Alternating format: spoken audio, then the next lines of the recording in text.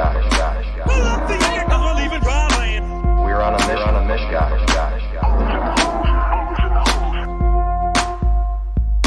Pull up the anchor 'cause we're leaving dry land. We're on a mission. Put on your life vest, let's drop anchor. Put on your life vest, let's drop anchor. All right, LSFL family, we appreciate you. Welcome back. And we, as promised, have a special guest tonight joining us. Let's introduce first our regular host, Nick. You got Flandern Macaronis. Welcome to the studio, sir. Thank you, sir. Nice being here as always. All right, thank you. And Dan Mader made his way, the famous Dan Mader. Thank you so much, sir. We appreciate you. I know our little tiny league is above you, but we appreciate you being here, sir. Thanks for inviting me on. I'm glad to be here, actually. Awesome. And you tell everybody, where we can find your show at and, where they can listen to you and find you. Yeah. Go to social media at BellyUpMDFF Show. We're going to be live 5 times a week now coming up, starting with this Thursday Cup coming 11 a.m. to 12:30 p.m. on Thursday and Friday. Then we'll be back 9:30 at night on Saturday. And then we'll be back Sunday night and Tuesday morning. As far as the live streams go, we're all on social media and on YouTube. And, of course, we are all on the Unhinged Radio Network, which we're live 5 times a week as well. So plenty of places to catch both TSS and the MD's Fantasy Football Show. Absolutely. And we're going to try a 5-day week schedule, too. I can't wait to see how that works out. I might be the only person on. Who knows? So we had our draft this weekend, as you're well aware of. I mean, like I had mentioned this on a previous show. I think the NFL kind of missed the boat a little here. I don't know why there wasn't more marketing out. This was draft weekend. If there was a perfect time and day, I couldn't believe we were getting questions about leagues that already drafted. Like, what are you doing? This is the time right here. You got a holiday weekend. We had friends and family over. It was a great time. So I hope everyone enjoyed it. I know we did. We had some fun antics that were shared all around. But the most important thing, and what you're here for, of course, is the draft, the meat and potatoes of what went on during here. So I wanted to bring you on here and just give us some grades, and we'll talk about some of the teams if you don't mind. But I'm basically going to use you to do our preseason rankings. It always seems to be a bit of a contention, I guess, in the league. Now I take myself out of it, sir, and I'm going to leave it in your hands. So everyone, the hate mail delivered to Dan Mader. Yeah, you just wanted somebody else to blame. I get it. I understand. Absolutely. All right, so sir, whenever you're ready, we'll take a look when you're ready and let us know what your thoughts are on our draft.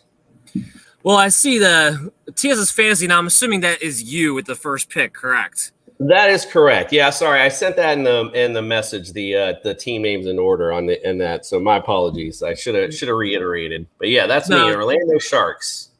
I need some kind of explainer as to why you went Derrick Henry over Christian McCaffrey. Because, I'm glad you asked, and here's the reason why. I had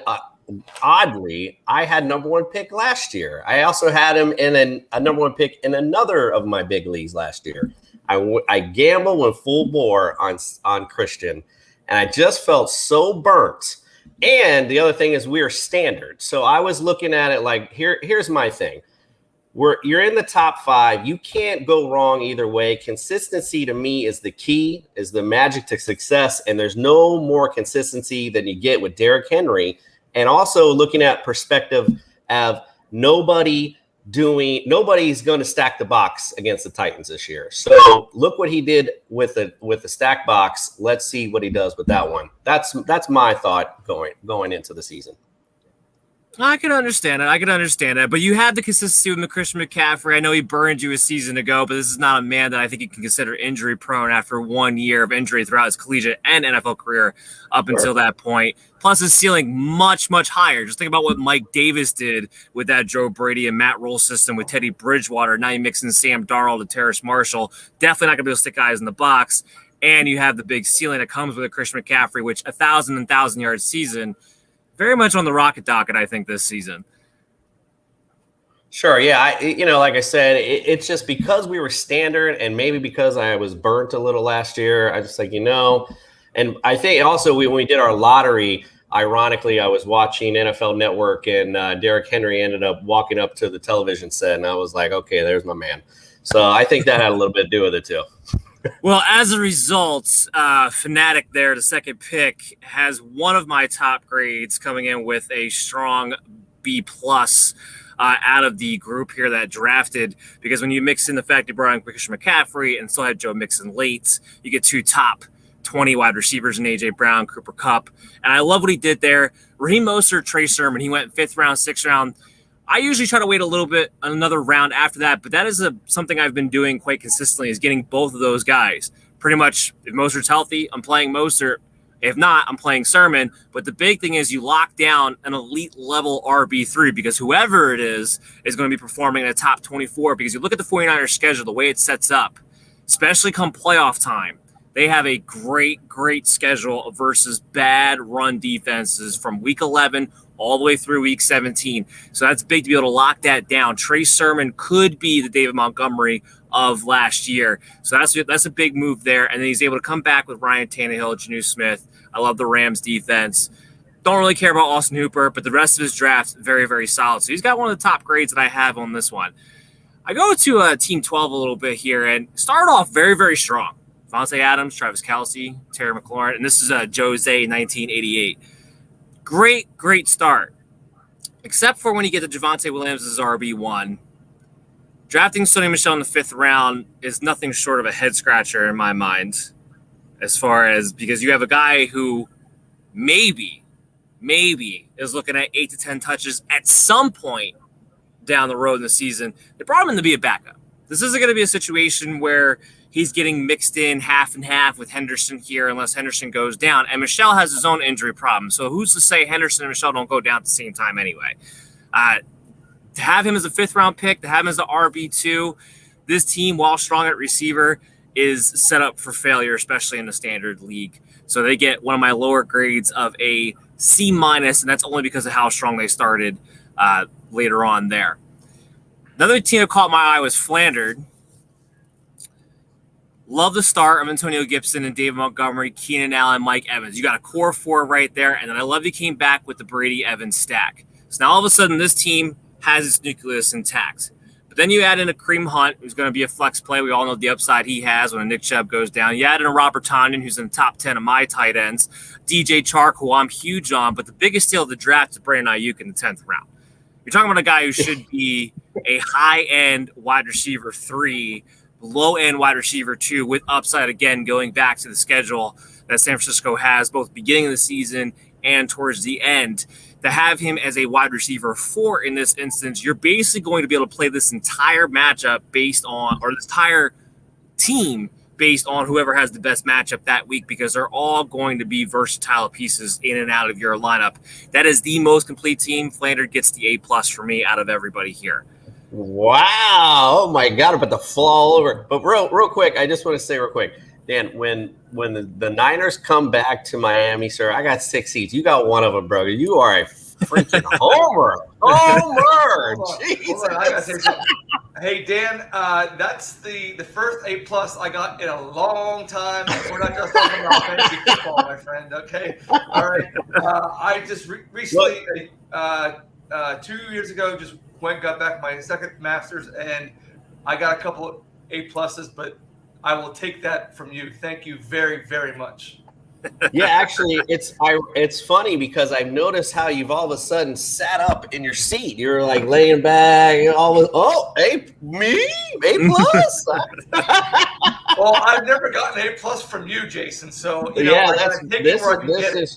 this is true. This is true. All right. So, what other teams caught your eye, and or maybe some moves that you saw there that were kind of head scratchers? Maybe we can, kind of fill you in. Let me real quick actually.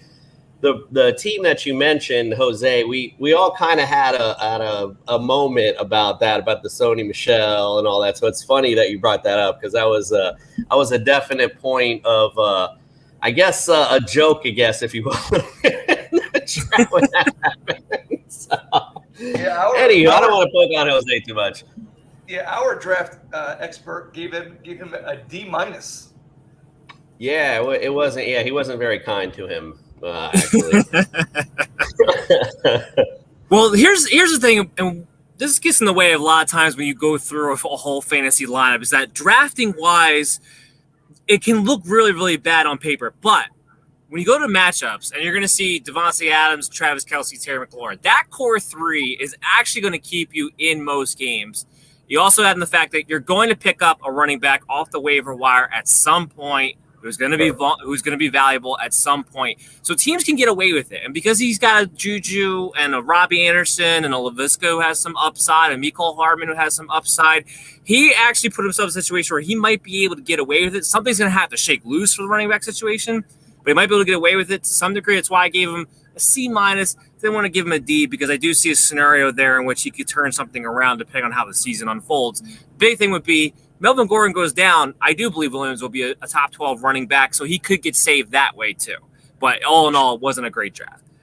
Sure, and also what helps him too, speaking of the waiver wire, he starts out number 1 on the waiver wire. So be smart about it, waits his time, wait for the right opportunity, pick up the right guy. You're absolutely right. He's got a starter to bring it to the lineup, so to speak. So, all right. So let's see what else. Let me just bring up. There's a couple of guys that I just wanted to hear your thoughts because I know that there are a lot of big talkers, I guess, in the league. There's a Bombers team. I think he's under in that draft under original Bombers or something like that. Is he under that, Nick? Do you see that in there? I believe he's original OXB or something like that. BXB, original BXB. Let's see here. I'll pull up the draft order. Well, while you're doing that, the other team that did stick out to me that got an A- out of me was Sega. Very solid all the way through. I don't love taking quarterbacks too early. They do take Josh Allen in the 3rd round, but it made sense with the way the rest of their team set up because you go Aaron Jones, you go Tyreek Hill, you got Josh Allen, you got your big 3. Then you got CeeDee Lamb, who's should be a wide receiver 1 as your second wide receiver. And I like the Myles Gaskin, Chase Edmonds combo that he goes there with the 5th and the 6th round. 2 guys, pass catching guys, are going to have that floor. Both have the upside to emerge as the teams lead back before long. And then your solid Logan Thomas. I love Michael Thomas in the 8th round to be able to stash him for a late season run when you already have a Tyreek Hill and a CeeDee Lamb. So that team also got an A- out of me out of this draft as well. Let me ask you something too. So you brought him up. What are your thoughts on you like Myles Gaskin this year? I'm just curious your thought because as a Dolphins fan, I've seen this guy. I mean, basically, this is just so you're aware. On the field, it's like this, and he's down. I mean, literally, there's not much to bring Myles Gaskin. It's the truth. That's why I like, to be honest with you, I like Ahmed a little more to take things over because I seen him last year and I seen it in preseason. It's doing the same thing. He's hitting the hole hard. That's what that guy does. I don't know. I think eventually he takes over Gaskin because, like I said, I see Gaskin go down easy. Like it looked like the same thing in preseason. But your thoughts? So, barring injury, I don't think Ahmed will ever fully take over because he is such a liability in pass protection and catching the football where Myles Gaskin does thrive at. Your team, the Dolphins team, first of all, I'm big Tua Tagovailoa believer. I believe in what they're building around there with Waddle and Will Fuller and Devontae Parker and Mike Gesicki. They're setting this team up to be vertical.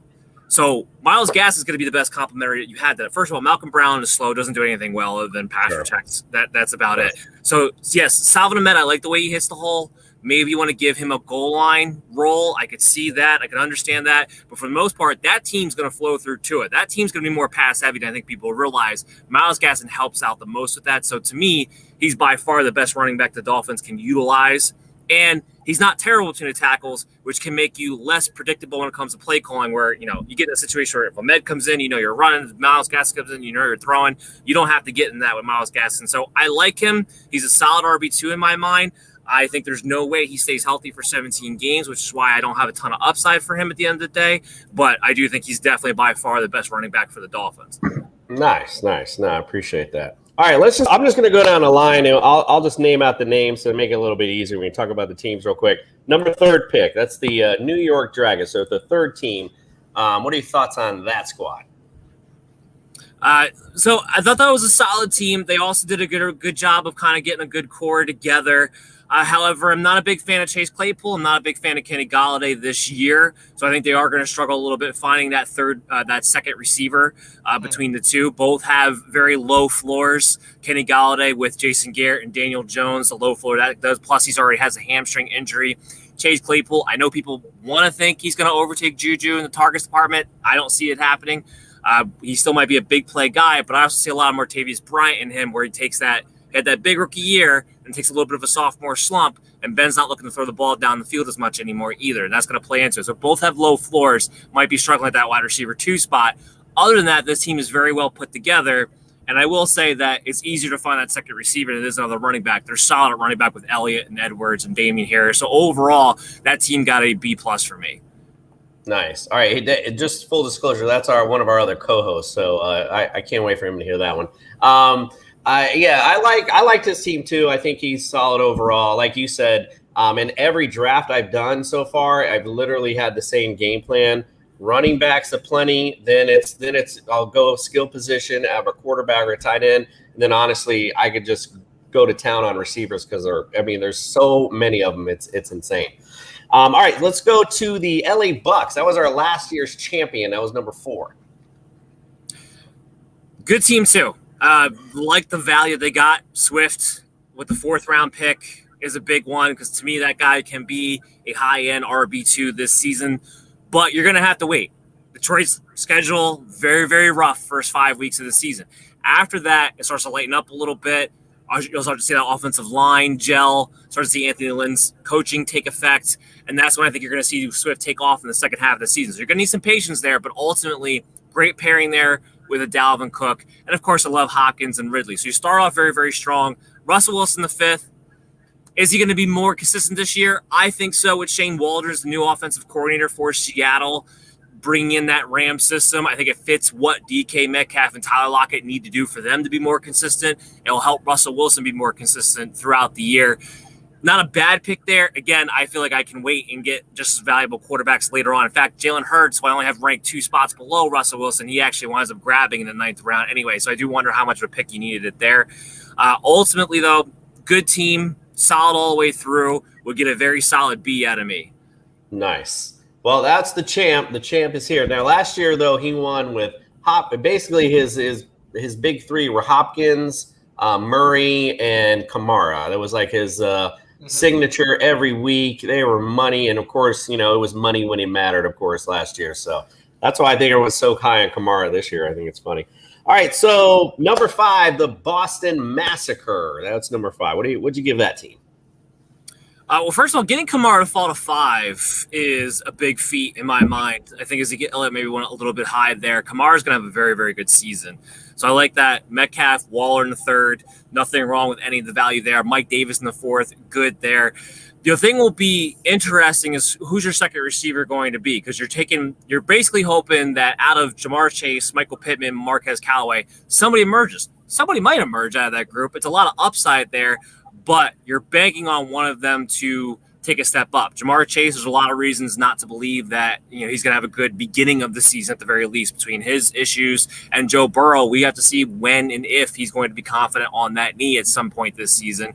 Michael Pittman is in a much better situation now that T.Y. Hilton went down, but there's still some concerns on my part about him being a little bit overhyped in his abilities and his role within this offense. To me, he might turn into an Alshon Jeffrey type. I think that's what you're hoping for, but there's not a lot of consistency there outside of touchdowns. Marquez Callaway might actually wind up being his second wide receiver for me in my mind, because I think Marquez Callaway, they haven't heard the name before for this preseason.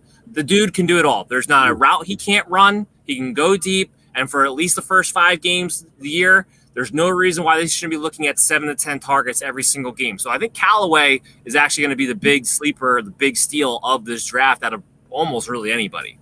So I would give this team a solid B to a B+ as well. Nice. And also another full disclosure, I remember when he picked him, and I was like, it was one of the, I've been getting him every draft because everybody's been slipping on him. And I remember being like, that was my time in my big draft. I slipped on him. I was like, oh, I can't believe I missed him. That's too much alcohol speaking for you there. All right, let's go to number 6, the Brooklyn Jesters. What you think of this squad?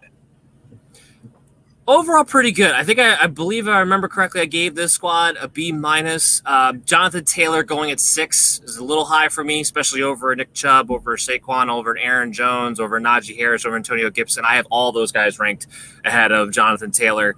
So that was a little high. Going Kyler Murray in the second round, to me, is a mistake. There's a lot of things that I'm worried about Kyler Murray. Is he going to try to run less? Will his red zone issues continue throwing the football? To take a quarterback in the second round, he has to not only finish as the first quarterback in his position, but he has to finish it by at least 80 points in order for to get return on your investment. Otherwise, it's kind of a wasted pick, and you lost value there. Now, ultimately, you're going to be upset you have Kyler Murray on your team? Probably not. But in the second round, that's a bit of a wasted pick for me. Josh Jacobs is fine in the third, especially since it's a standard. You back that up with Gus Edwards. Fine, you're going to be good to go. I do like Chris Godwin, but then again, we go back to his second receivers. Brandon Cooks on a terrible team. Maybe he gets force-fed the ball. Maybe it doesn't matter. Maybe the concussions flare up again. T. Higgins, still have some issues with Joe Burrow. Jamar Chase, does he become a thing in the later half of the season and overtake T. Higgins? Does Tyler Boyd eat too much into it? Weak there at second receiver. Do love the value of TJ Hockenson, though, with a 6th-round pick. The problem with me for after that is that I don't really love the value of his bench. I think you're going to see him have a whole new bench by the time this season rolls on, between Zach Moss being irrelevant because the Bills don't believe in running the football. Chuba Hubbard, I don't believe CMC's going to get hurt. Even if he does, I think there's a good chance Royce Freeman's now the second running back, not Chuba Hubbard, after they just claimed him off the waiver wire. Mike Williams can't stay healthy. Tevin Coleman can't stay healthy. Rondale Moore, I like. We'll see exactly what happens there. James White, I can't argue with the value because now they have Mac Jones. But for the most part, I see a team that has about 4 to 5 guys, and the rest is going to be bench fodder. So I'm going to go with this guy having a B-, C+. Nice. All right. So, and also I had to say, he's also another co-host of ours. And ironically, throughout the entire, preseason, our other co-host OJ has been talking up Jonathan Taylor, and all Freddie's been doing is down talking Jonathan Taylor. And in our big draft, he selects him early. How funny is that? All right, so let's go with number 7, San Francisco Goats. Which is, I guess, on here is Muggy Yace. Yes, my bad. I'm so sorry. Yeah, absolutely. Sorry. Well, first of all, Nick Chubb, love him, especially in standard. In standard league, you're talking about a guy who, if he stays healthy for 15 games, let's say, you should easily be looking at a 1,500-yard season, a double-digit touchdown season, between his skill set and that system and that offensive line, the way they can move things, just unreal. So he's a guy who, if he finished in the top 5, wouldn't shock me at all. Great value there. You get at 7. Stephon Diggs is my number 2 receiver behind Tyreek Hill this year. Awesome value there.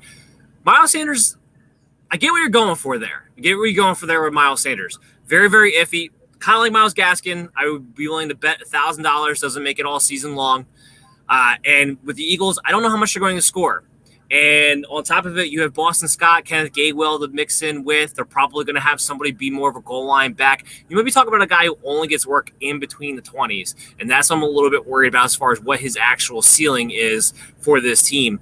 But love coming back with Allen Robinson. Love coming back with Deontay Johnson. So he just has some questions of what they're going to have there for their second running back throughout the entire year. We'll get to see how that plays out. Ultimately, though, this team gave it a very, very solid B, right smack in the middle there. I also love the Marvin Jones pick at the 13th round, too. Yeah, he's stepped up in preseason a lot. I'm sitting here watching, we watched a few Jags games, and he looks really good. I just wanted to mention about Nick Chubb. I don't know how much Cleveland football you've watched, but I know I've had Chubb for about 2 or 3 years, and I got to tell you, man, every time I watch Cleveland football, it's like the most aggravating thing to watch, and watch Chubb just go all the way down the field and just glide his way down, and they get down that 10-yard line, and here comes Kareem Hunt, like, no! So Yeah, I love Nick Chubb, but that's a frustrating game to watch if you're a Nick Chubb owner. Here's the thing about that. If you watch towards the end of the season and you look at the numbers, you started to see the shift where the Browns started taking Hunt out of those situations, leaving Chubb in, and more rotated them on series and started bringing Hunt in on more third down, more 2-minute drills, and more in that role. Nick Chubb actually dominated the red zone touches once he came back from his injury the whole second half of the year. So that, to me, should continue into this season.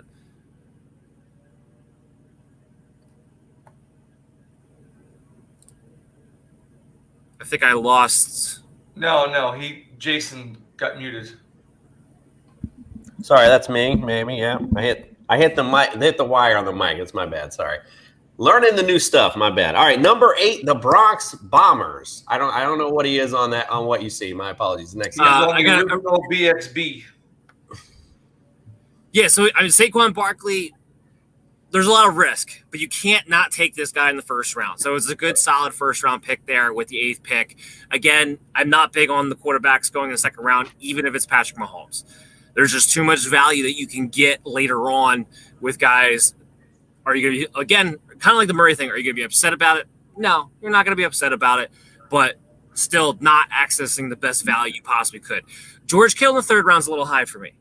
I think he's somebody that I would rather take in the 4th, 5th round because he feels like it's inevitable before he misses 4+ games this season, and that can really kind of be an issue when you're talking about 3rd-round pick because now all of a sudden he goes down, Saquon misses a couple of games, you're sitting there without 2 of your top 3 picks. This team is in a position where that very much could happen, and he continued with more injury-prone players like Julio Jones in the 5th, guys like that. So you're looking for some of these younger guys to kind of step up and fill it. Ultimately, though, if this team were to stay healthy, it could compete with anybody else on the board. So it's just very risk-reward. I give it a B- overall.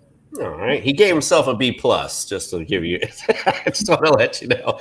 All right, next one's the Brock. Oh, you spoke about him already, Eric. So we're on to number 10, the Dallas Grimace. So you already talked about Eric Sicard's and the one after that, number 10. All right, yeah. So Profit 808. I love the Harris-Eckler combination there. You got the guy that you know he's going to get all the work in the world, Najee Harris. Is it going to be the most efficient? Probably not. But you have a solid guy who's going to finish inside the top 12, pretty much almost guaranteed, barring an injury this season with the amount of work he's going to see. Then you bring in Austin Eckler behind him, who has that upside. He has that Kamara-like upside where he's got Joe Lombardi coming in. He's going to use him like an Alvin Kamara. The targets are going to be there. He's probably going to be the second most targeted person on the Chargers in general. And then you have that upside that goes with him. Plus, Joshua Kelly is a bum. Larry Roundtree, I'm not impressed by at all. Justin Jackson right now listed as a second running back, not much different in body type to an Austin Eckler. There's a chance here Austin Eckler's not coming off in the goal line situations. Now, I don't think Eckler can stay healthy if he's getting a whole workload throughout the entire year. But while you have him out there, you're talking about a guy who's going to consistently finish around that top 5 area because of what he's going to bring the pass game and because he might not actually come out in goal line given what they have behind him. The Mark Andrews and Kyle Pitts thing stuck out to me before this, and very, very strange. I get what he's trying to do, and I've seen people do this before. We're like, oh, I'm going to have a really good tight end, and the other guy's going to play in the flex because I look at him as like a wide receiver. That's all well and good. Here's the problem with tight ends. When they don't score touchdowns, they don't get the same, no matter who they are, unless they're Travis Kelce is the only exception. They don't get the ton of targets that these wide receivers get. They don't get 8 to 10 targets. They get like maybe 6 to 8 if they're really, really good. 5 to 7 is more so the average. Kyle Pitts, I know everyone loves him. He's not going to see more than 5 to 7 targets on a per game basis this year, even with the exit of Julio Jones. That's going to be Calvin Ridley's team. We still need to see Matt Ryan be a good quarterback without Julio because last year was pretty scary without him in that scenario. We got to see if he could be better than that. The Kyle Pitts in the 4th round, major overdraft to me. And even Mark Andrews in the 3rd round is also an overdraft to me there. I know at the beginning of the year, the wide receivers are kind of banged up. But when they come back, Andrews isn't going to get all the targets all the time. This isn't going to be what it was the past 2 seasons. I love Andrews. I have him as my tight end 5, but not looking to go in that direction. However, I'll say this. Comes back with Woods and Adam Thielen. it does make up a little bit for going to tight ends so early. The fact that those two receivers were able to fall to him in those rounds. So ultimately, I think he's got a good core on this team to be able to work with. I like that he did wait at quarterback and he wound up with Joe Burrow. I think he's wasting his time with Deshaun Watson, but it's a 16th pick. It doesn't really matter. The only thing I would say is that the running back situation where he goes with for the third guy, trying to get in Ronald Jones and Leonard Fournette, trying to say I'm going with the Tampa Bay backfield. Big mistake, because both those guys are going to be RB3s at best, because Giovanni Bernard, unfortunately, is going to have the James White role, and there's going to have very, very low floors as a result of this. Altogether, I'm going to give this team a C+. Nice. All right. Well, I think that pretty much covers it, my man. I just can't say I appreciate you so much. I mean, like I said, all I hear is nothing but flack when I do this for these guys. So this is outstanding stuff. I really, really do appreciate you. They can hit me up at any time. My DMs are always open. I don't mind. All right, absolutely. You know where to send now where to send the hate mail. Dan, so guys, listen, check us out. We're all on Unhinged Radio. And Dan, I apologize. If you want to let them know when you're on again, my bad, on Unhinged. Well, on Unhinged, I'm on. It's Sundays 12 to 1, Mondays 6 to 7:30, Tuesdays 7 to 8, and then Thursday and Friday both 6 to 7:30. So that's the Unhinged schedule.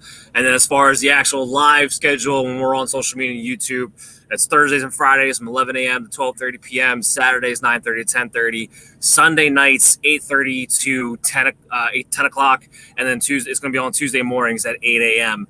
till 9 a.m. So that's when we're going to be streaming live for you guys. So multiple times throughout the day will be available. Awesome. Hopefully we can link up again during the season. I mean, it was great having you on here, and we look forward to it. It's going to be a great season, biggest season ever. So we're all excited. Awesome. Yeah, and anytime I can come on, I will, and hopefully I'll be able to have you guys on my show soon as well. Yeah, absolutely. Maybe not Nick, but I'll be happy to come on. No problem. I didn't speak. I'm sorry. I felt bad. I was like, when do I get Nick in here? I don't. Hey, you listen. The guy gave you a freaking A-. Like, what do you want? Like, No, he's got A+. I'm sorry, an A. My apologies. He got an A+. What else do you need to say? Just sit back and relax, bro. The rest of the show is yours. So hold on, quick, Dan. So what I'm hearing is, theoretically, on paper, I should win the championship this year. Correct. You are the most set up to survive the bye weeks and have both the floor to ceiling ratio you're looking for. Nice. All right. Well, I'm about to kick your ass off my show. No. No, man. No, seriously, I do appreciate you so much, man. We appreciate you. And like I said, I definitely love to have you on again anytime. And, whenever, I'd like to have OJ and the Jester come on and mess with you as well. So anytime, we'll definitely link up soon. Sounds great, guys. I'll be around. All right. Thank you, brother.